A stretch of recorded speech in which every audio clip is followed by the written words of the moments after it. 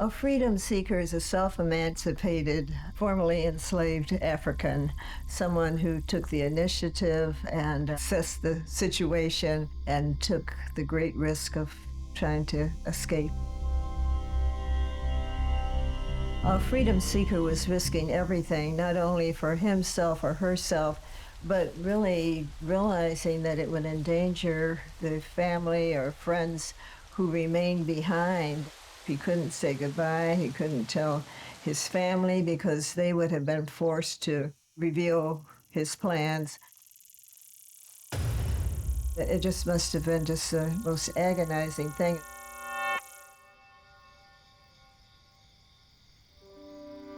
An abolitionist is an Underground Railroad worker or someone who really believes in the abolition of slavery and who works toward that end.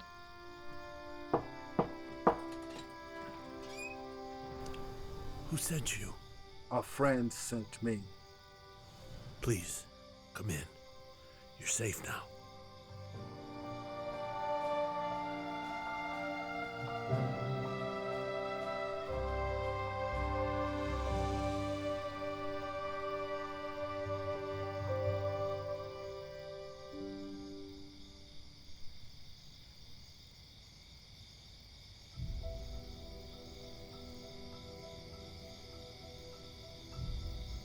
No one will ever know how many people froze or starved to death or were bitten by animals that they tried to share a cave with or drowned. And yet there were people who made it against all odds. The Underground Railroad I think of as the greatest humanitarian effort and just a time where people of all denominations and races and income brackets worked together on the behalf of helping enslaved Africans escape. And of course, the enslaved Africans were the ones who, really took the first step and really made the greatest risk. And if I may just add, a first civil rights, human rights effort, so it really has timeless and universal meaning.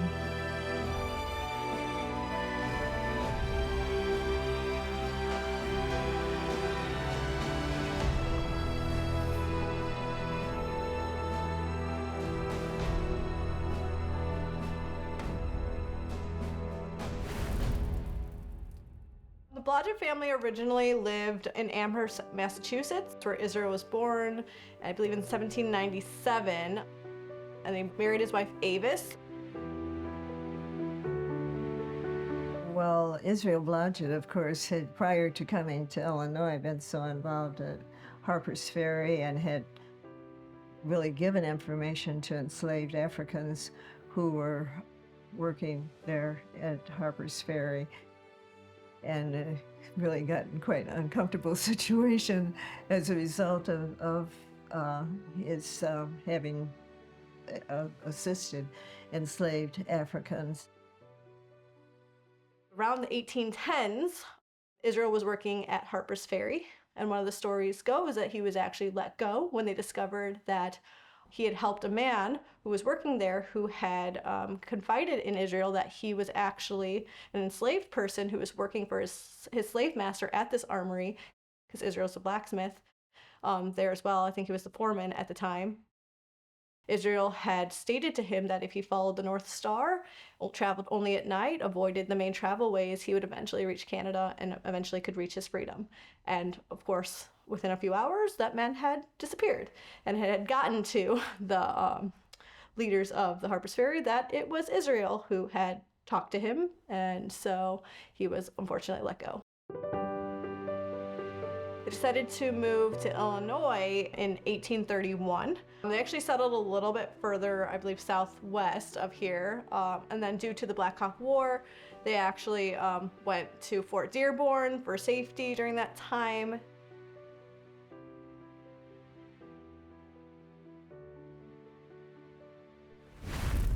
after the war, they actually moved here to Downers Grove in a log cabin in 1836. They belonged to the Congregational Church, and the Congregational Church of the in this area played the role that we read of the Quakers playing in the more eastern states.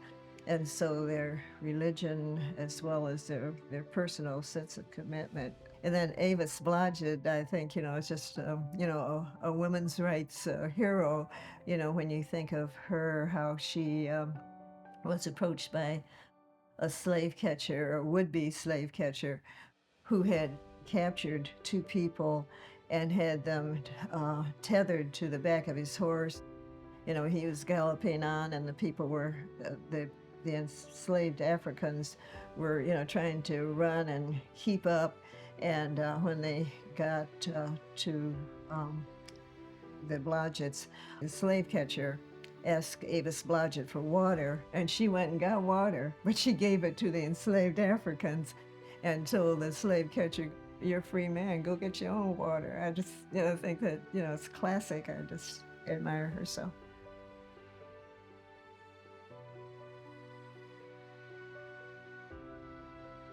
Over the next 10 years, they worked towards building their more permanent homestead, which is our 1846 Israel and Avis Blodgett house. During that time, based on firsthand accounts and history, we believe that Israel and Avis were major conductors as part of the Underground Railroad. The Underground Railroad was a network of enslaved people who were escaping north to freedom, and also white abolitionists who were aiding them to help get them north. So abolitionists were either European American people or they were freed African American people, and they really worked together with the enslaved people escaping north to help them. So they aided them in a lot of different ways. They provided them shelter, they transported them sometimes, they gave them advice on routes they could take. In the case of Chicago, abolitionists in the city actually helped get enslaved people on board ships to Canada so they could escape that way. So that's why Chicago was a really big focal point of the Underground Railroad.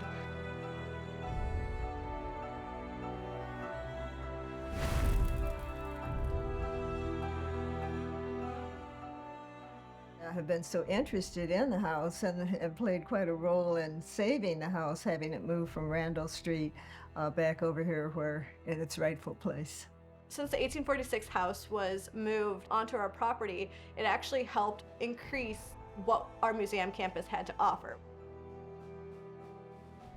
The house was originally on the foundation of this museum, and in about 1890, the Blodgett family moved it to a less prominent part of their property, which subsequently became Randall here in Downers Grove.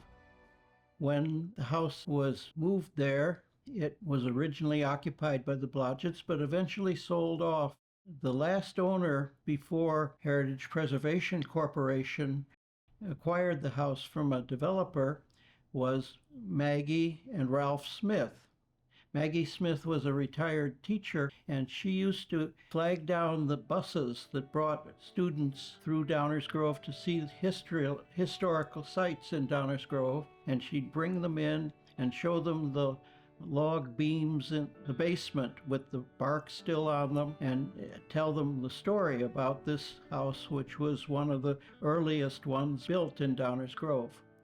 They sold their house to a local developer, Chris Salmon, and they and Chris understood that this was a very important house, and if possible it should not be torn down, it should be saved. So Charlie Smart and I and several other people formed a new organization called the Downers Grove Heritage Preservation Corporation. After it was acquired, we found that the house had even more interesting characteristics than you could see at that point, because it had been covered with aluminum siding and wing added on, and all of those things had to be removed before the house could be shifted. back here onto the museum property.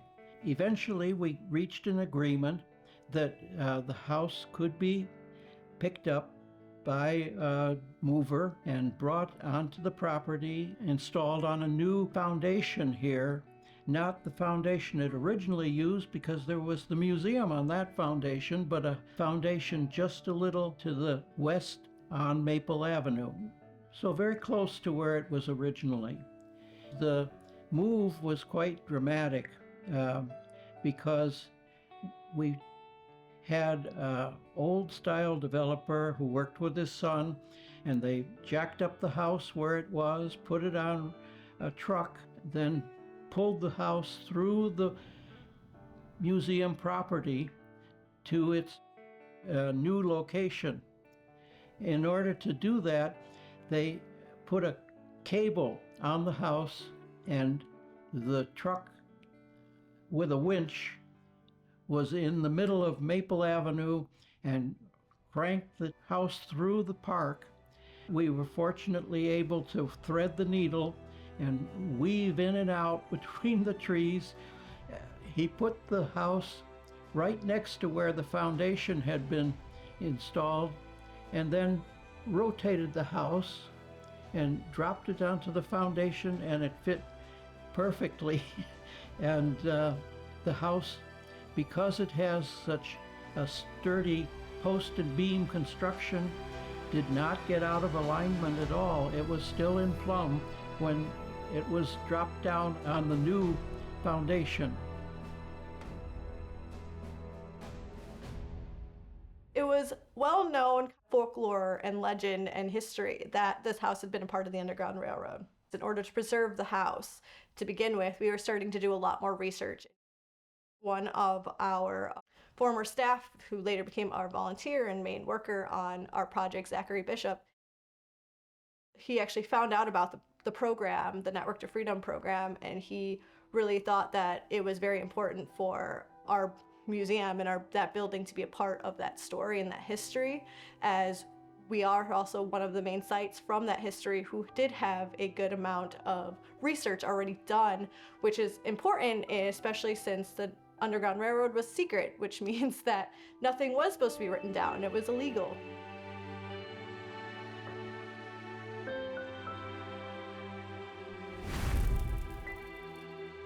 One of the first projects I was given was to research the Blodgett family for an upcoming exhibition.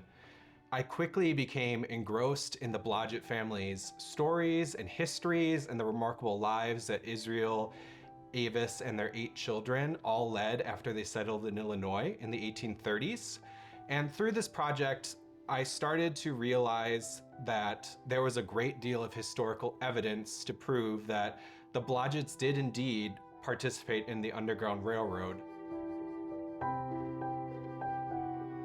When I started at the museum, there was still some skepticism over whether this was historical fact or not, which is quite a valid concern because a lot of places that are believed to have been on the Underground Railroad turn out to be just based off rumors and wishful thinking, unfortunately. But with the Blodgetts, there was a great deal of historical evidence. And so after doing all this research on the family and their connections to the Underground Railroad, I really wanted to share my research with more people and also help to further cement the Blodgetts' place in Underground Railroad history. So I started to research certain recognition programs for Underground Railroad sites around the country, and I came across the National Park Service's Network to Freedom program. I actually learned about it because there are 2 other sites in DuPage County that are on the network, the Sheldon Peck Homestead in Lombard and Wheaton College. And it provides more historical legitimacy for Underground Railroad sites. All of the evidence that's collected and submitted is verified by all of the National Park Service's Underground Railroad historians. And also it's a way to kind of promote people to visit the site and promote the site.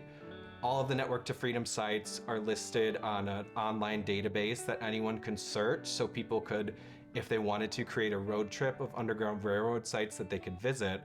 And so I really thought that that would be great for the Blodgett House to be a part of this network, to be recognized for its historical significance. If Avis and Israel had not moved to Downers Grove, it's likely that Downers Grove would not have been as active on the Underground Railroad as other places in northern Illinois. But once they came to Downers Grove, Israel and Avis not only aided freedom seekers on their own, they had help. So they actually had a lot of neighbors. So the Blodgetts were really close with Walter Blanchard, who was a county judge, and also a man named Henry Carpenter, who had the first post office and general store in Downers Grove. And so the Blodgetts were really close with this family. And there is evidence that both Henry Carpenter and Walter Blanchard actually aided Israel and Avis in their efforts. They did not house enslaved people in their homes per se, but they helped Israel and Avis do it. I think one of my favorite parts is the newspaper wall that we are found. When we're going about all that history and all that research, because nothing was written down, a lot of the stories that we have are what people have said. And so there's no definite proof that they were part of the Underground Railroad. But as that newspaper, which was found in the walls, that we can share with the community, that you can see with your own eyes, is from a well-known abolitionist newspaper from the area. You can read the article that we were able to determine which article is from. And the first section says anti-slavery selections. And that is so cool because that is like a real definite proof that this family were abolitionists and against slavery. The discovery of papers, the Western Citizen was, just so important. And, I just think it shows that the house had secrets and discoveries, things probably yet to be found or the full meaning to be understood. I just really, I was just intrigued.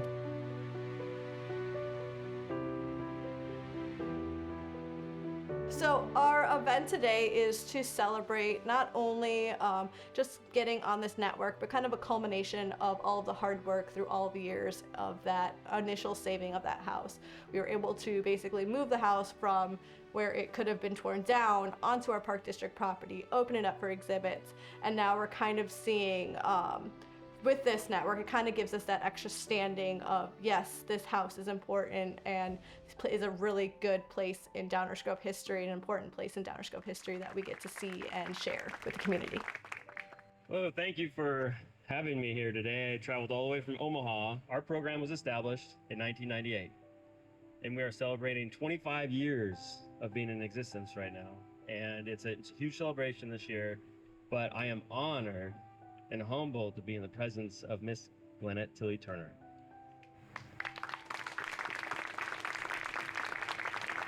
For all the work that she's done preserving the Underground Railroad. You can't go anywhere where in the state of Illinois in particular, and everybody knows Miss Turner. So she has done an amazing job. She's inspired me. I get to work with amazing communities and amazing people to preserve the stories of freedom seekers who made that choice to break the bonds of slavery and run away to find their freedom, but also the courageous stories of their allies that helped them along the way. Which brings us to Israel and Avis Blodgett, who are true heroes of the Underground Railroad. And the house which Gordon just spoke of that was remarkably moved from one place to the other, it's an amazing achievement, and I commend the community for the efforts that you went through to save this building, so that Avis and Israel Blodgett's story of their resistance to enslavement and the help of unknown freedom seekers achieve their freedom can continue to be told to future generations. It's a major achievement, and we're very, very proud to list the Blodgett House to the Network of Freedom. So with that being said, thank you for having me.